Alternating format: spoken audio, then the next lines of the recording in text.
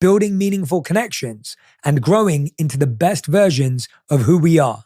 So in this special compilation episode, I've gathered wisdom from some of the best minds out there to help you navigate love with more clarity, confidence, and purpose.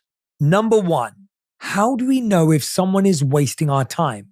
Whether it's a relationship that feels stagnant or a connection that just doesn't seem to be going anywhere, we need to recognize the signs. To break it down for us, we have Stefan Speaks, relationship coach, speaker, and best-selling author.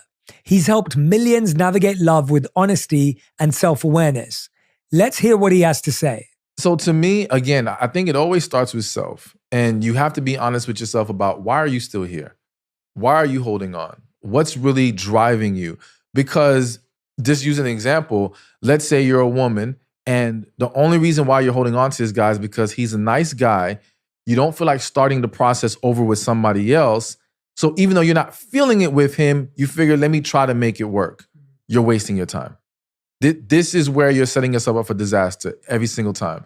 So if it's not born out of...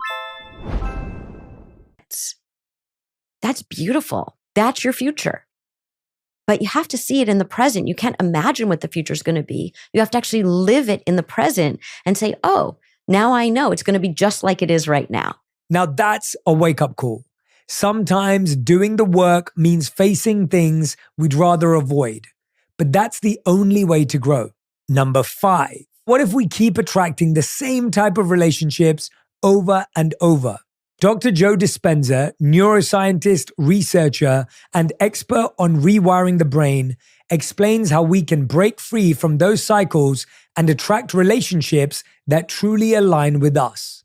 Typically, it usually takes a crisis or a disease or a diagnosis or a trauma or a loss or a betrayal for a person to really decide, is this really who I want to continue to be? So my message is, why wait for that, right? So